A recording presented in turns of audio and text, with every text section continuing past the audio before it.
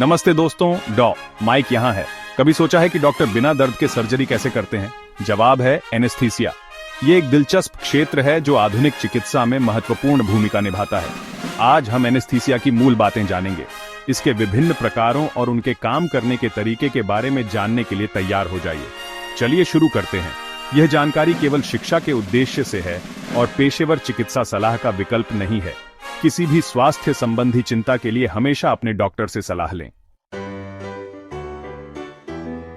Anaesthesia एक medical treatment है जो मरीजों को सर्जरी और अन्य प्रक्रियाओं के दौरान दर्द महसूस करने से रोकता है। इसमें एनेस्थेटिक्स नामक दवाओं का उपयोग करके नर्व सिग्नल को ब्लॉक किया जाता है। ये सिग्नल आमतौर पर दिमाग तक जाते हैं, जहां उन्हें दर्द के रूप में समझा जाता है। इस प्रक्रिया को रोककर एनेस्थीसिया डॉक्टरों को सुरक्षित और आराम से प्रक्रियाएं करने की अनुमति देता है। एनेस्थीसिया कई तरह के मेडिकल इंटरवेंशन के लिए जरूरी है। इसका इस्तेमाल नियमित दंत चिकित्सा से लेकर जटिल ओपन हार्ट सर्जरी तक हर चीज में किया जाता है। एनेस्थीसिया के बिना कई मेडिकल प्रक्रियाएं असहनीय और संभावित रूप से जानलेवा होंगी। एनेस्थीसिया के 3 मुख्य प्रकार होते हैं, जिनमें से प्रत्येक मेडिकल प्रक्रियाओं में एक अनोखा उद्देश्य पूरा करता है। ये प्रकार हैं जनरल, रीजनल और लोकल एनेस्थीसिया।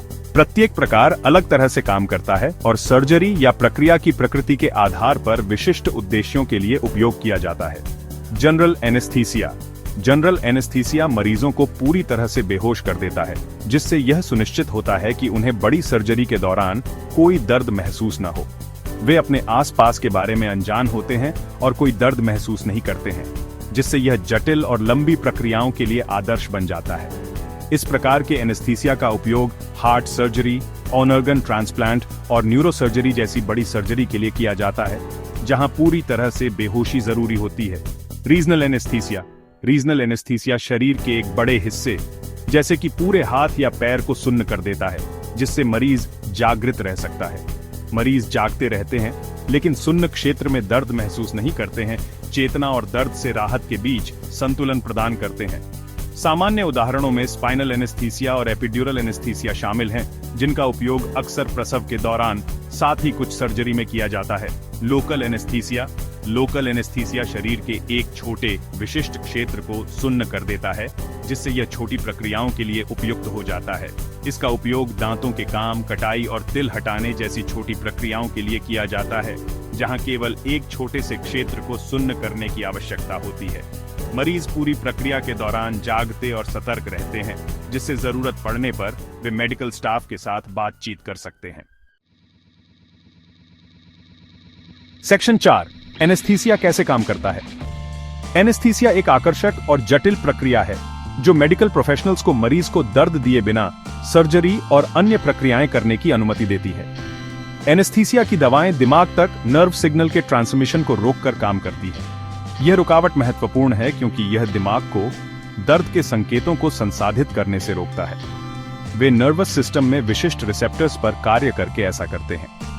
ये रिसेप्टर्स नर्व सेल्स पर स्थित विशेष प्रोटीन होते हैं। ये रिसेप्टर्स दरवाजों की तरह होते हैं जो सूचना के प्रवाह को नियंत्रित करते हैं। जब एनेस्थेटिक्स इन रिसेप्टर्स से जुड़ जाते हैं तो वे प्रभावी रूप से दरवाजों को ब्लॉक कर देते हैं। एनेस्थेटिक्स अनिवार्य रूप से इन दरवाजों को बंद कर देते हैं, जिससे दर्द के संकेत मस्तिष्क तक नहीं पहुंच पाते हैं। यह रुकावट सुनिश्चित करती है कि प्रक्रिया के दौरान रोगी दर्द मुक्त रहे।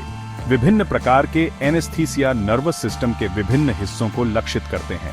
उदाहरण के लिए, लोकल एनेस्थीसिया एक छोटे विशिष्ट क्षेत्र को सुन्न करता है, जबकि जनरल एनेस्थीसिया पूरे शरीर को प्रभावित करता है।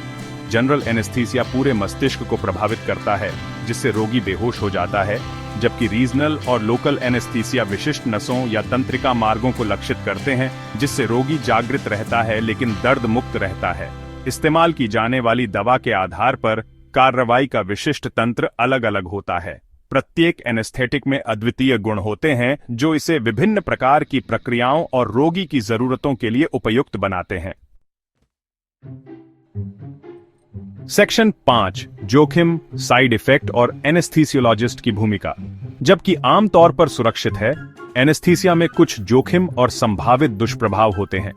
इन जोखिमों के बारे में पता होना जरूरी है ताकि आप अपने स्वास्थ्य सेवा के बारे में सूचित निर्णय ले सकें। ये हल्के मतली और चक्कर आना से लेकर एलर्जी या सांस लेने में तकलीफ जैसी गंभीर जटिलताओं तक हो सकते हैं। दुर्लभ मामलों में दीर्घकालिक प्रभाव हो सकते हैं। यहीं पर एनेस्थीसियोलॉजिस्ट आते हैं। वे सर्जरी के दौरान आपकी सुरक्षा और आराम सुनिश्चित करने में महत्वपूर्ण भूमिका निभाते हैं। ये उच्च प्रशिक्षित डॉक्टर एनेस्थीसिया देने और अपनी प्रक्रिया के दौरान मरीजों की निगरानी करने में विशेषज्ञता रखते हैं। प्रभावी एनेस्थीसिया के लिए आवश्यक नाजुक संतुलन को प्रबंधित करने में उनकी विशेषज्ञता महत्वपूर्ण है। वे सबसे सुरक्षित और सबसे प्रभावी एनेस्थीसिया योजना निर्धारित करने के लिए प्रत्येक रोगी के मेडिकल इतिहास, एलर्जी और समग्र स्वास्थ्य का सावधानीपूर्वक आकलन करते हैं। यह व्यक्तिगत दृष्टिकोण जोखिमों को कम करने और परिणामों को अनुकूलित करने में मदद करता है। प्रक्रिया के दौरान एनेस्थीसियोलॉजिस्ट लगातार हृदय गति, रक्तचाप और ऑक्सीजन के स्तर जैसे महत्वपूर्ण संकेतों की निगरानी करते हैं। यह निरंतर निगरानी उन्हें किसी भी बदलाव पर तुरंत प्रतिक्रिया करने की अनुमति देती है। उन्हें किसी भी संभावित जटिलताओं को जल्दी और प्रभावी ढंग से पहचानने और प्रबंधित करने के लिए प्रशिक्षित किया जाता है। तेजी से कार्य करने की उनकी क्षमता रोगी के परिणामों में महत्वपूर्ण अंतर ला सकती है। एनेस्थीसिया एक आकर्षक और जटिल क्षेत्र है जो आधुनिक स्वास्थ्य सेवा में महत्वपूर्ण भूमिका निभाता है।